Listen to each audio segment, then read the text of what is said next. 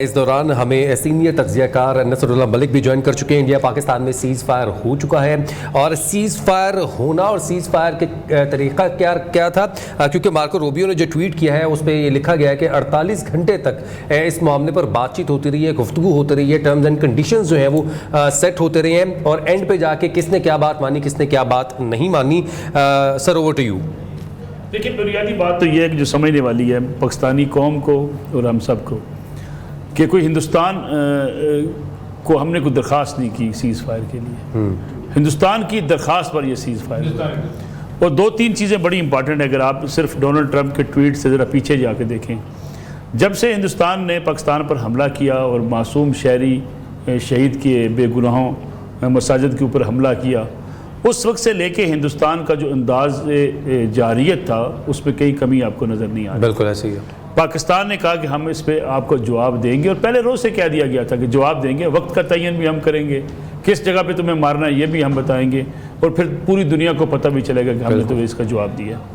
لیکن ہندوستان اپنی حرکتوں سے اس لیے نہیں باز آ رہا تھا کہ ہندوستان یہ سمجھنا شروع ہو گیا تھا کہ پاکستان اب جوابی کارروائی کرے گا، تو کچھ نہ کچھ کبھی ڈرونز بھیجو، کبھی میزائل داغو پاکستان کے اوپر، تاکہ عالمی برادری اس میں انوالو ہو اور معاملہ یہیں پہ ٹھپ ہو جائے۔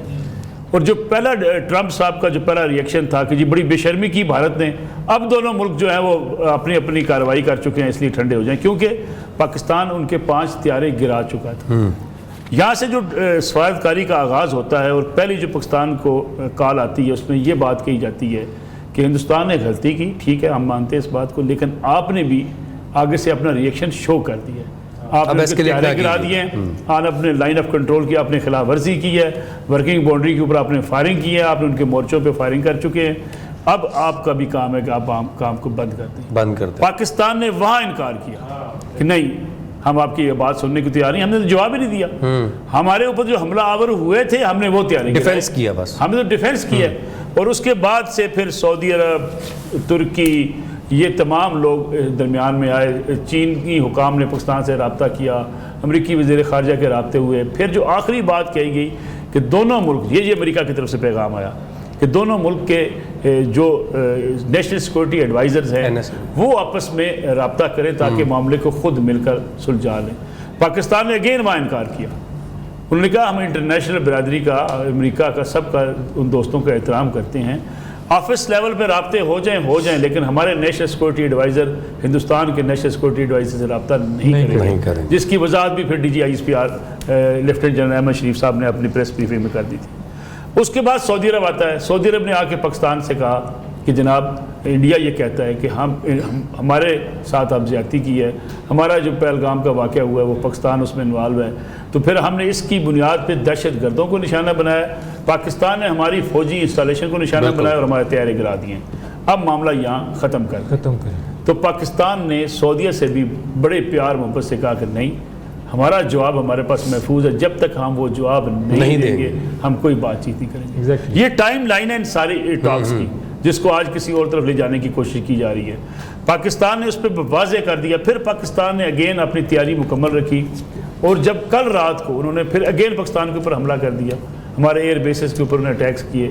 اس کے بعد آپ کو یاد ہوگا DGISPR آئے، بڑی مختصر سی ایک پریس بریفنگ دے کر گئے، 2 بجے آئے، اور انہوں نے کہا کہ اب ویسے ان کے 2 جملوں نے بتا دیا تھا کہ ابھی پھینٹی لگنے والی ہے، اب ہمارے جواب کا انتظار کریں۔ اس سے پہلے ہندوستان تو اپنے آپ کو اس خطے کا بدماش بنا کے بیٹھا ہوا، ہندوستان سمجھتا ہے کہ جناب امریکہ بھی سمجھتا تھا کہ ہندوستان خطے کا بدماش ہے۔ اچھا سر، اگر آپ سے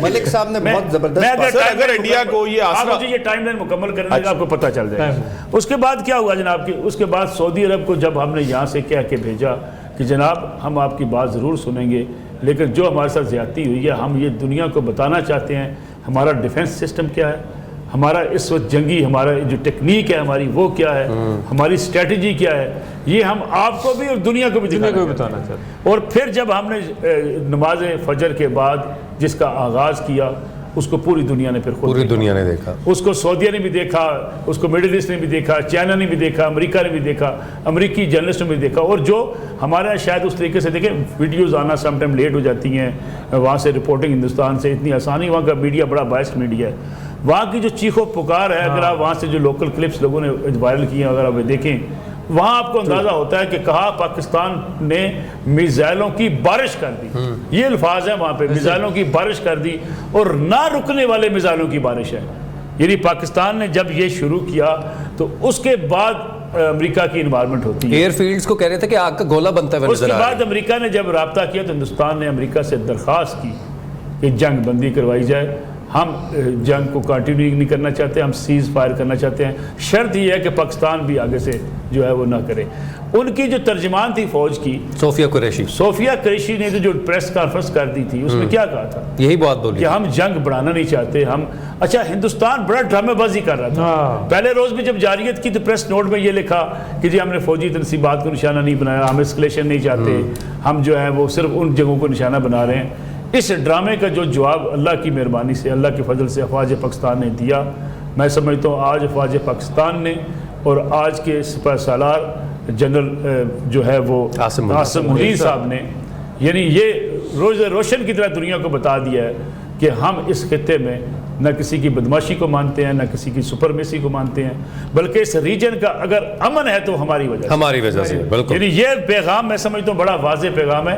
یہ انڈیا ترلوں پہ آیا صلح کرنے کے لیے، سیز فائر کرنے کے لیے. سر یہ ہم تھوڑی کہہ رہے ہیں، وہی تو جاننا چاہ رہے ہیں. یہ آسانی سے نہیں آیا. میں آپ کو یہ بات بتا دوں، آپ کو یہ ان قریب آپ برطانوی جو ہائی کمشنر ہے ان کا بڑا کردار ہے. میں آپ کو انسی ایک بات بتاؤں، انہوں نے جو ہے وہ بڑا کردار ادا کیا. وہ مسلسل رابطے میں تھی پاکستانی حکام کے.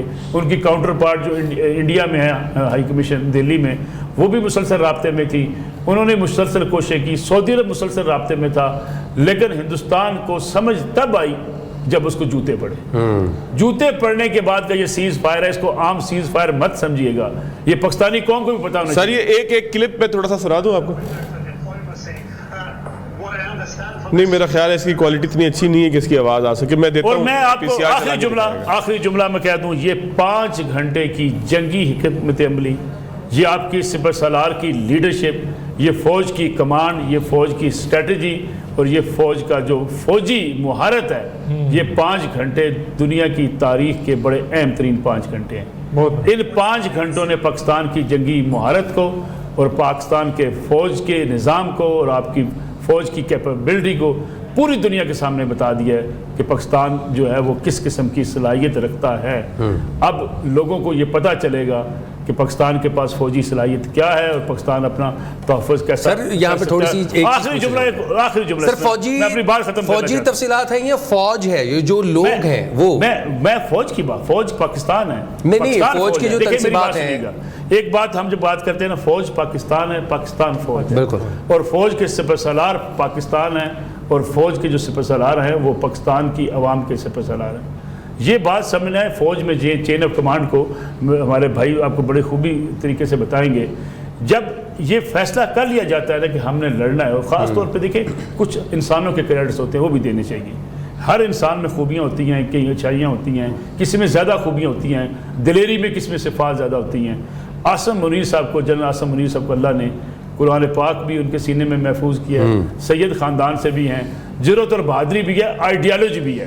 سب سے بڑی بات ہوتی ہے آئیڈیالوجی. 2 قومی نظریہ کی بات کرنے والا جرنیل میرے خیال میں ہندوستان کو ناکوں چنے چبوا سکتا ہے. اس لیے کہ وہ پاکستان بنتے ہوئے جو ہماری قربانی تھی کہ ہم نے بنایا کس لیے تھا، قربانی کیوں دی تھی، بزرگوں نے قربانی کیوں دی تھی، اس نظریے کا ادراک رکھنے والا آدمی دشمن کی آنکھوں میں کھٹکتا ہے. اور آج ہندوستان کے اندر آپ جو تصور کریں نا کہ بات کیا کی جاتی ہے، ہمارے آرمی چیف کو یہ کہا جاتا ہے کہ یہ جو آرمی چیف تھے یہ جنگ چاہتے تھے.